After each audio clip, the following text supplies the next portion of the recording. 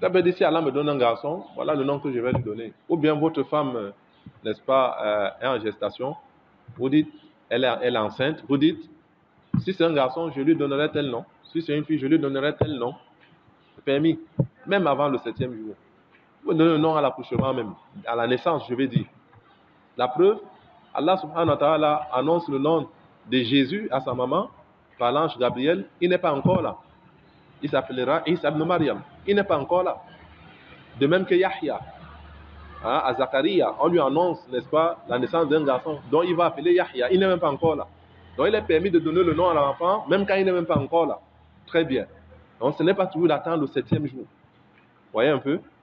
Si l'enfant naît avant le 7e jour, Allah le rappelle. Vous direz que c'était qui? Vous n'avez pas donné le nom. Vous voyez un peu? Très bien. Donc, voilà. Maintenant, je n'ai pas fini avec lui. Je vous reviens, pardon. Et maintenant, le cheikh demande, est-ce que c'est une obligation d'immoler le 7e jour? Déjà, l'immolation, là, sa sentence, ce n'est pas une obligation. Ça n'a pas le degré du wajib. Comprenez-vous? Ça n'a pas le degré du wajib au premier degré. C'est un acte, c'est-à-dire fortement recommandé. Fortement recommandé. C'est une sunna mu'akkada, très forte. Celui qui a la capacité de le faire, il doit le faire. Celui qui n'a pas la capacité, Allah n'impose pas une âme, c'est qu'il n'est pas capable. Il n'est pas permis à quelqu'un de s'endetter pour, c'est-à-dire immoler, pour faire le aqiqa de son enfant. Sauf si, n'est-ce pas, il fait une dette dont il est certain qu'il a son argent qu'il va recevoir. Par exemple, vous êtes fonctionnaire et que la date aqiqa est tombée quand vous n'avez rien. Et vous savez que d'ici quelques jours, le salaire tombe. Vous pouvez faire un prêt, vous le faites.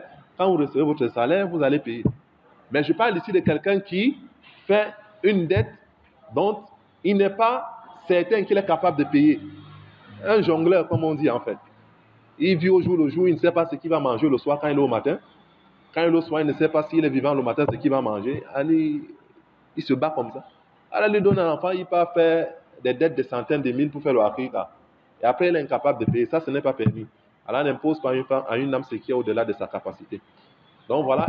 La sunna dit donc qu'on immole le 7e jour.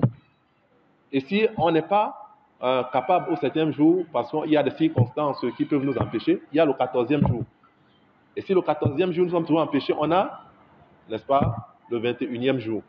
Voilà. Et même au-delà, même après, on peut toujours se rattraper. Allah Ta'ala, Allah le plus savant.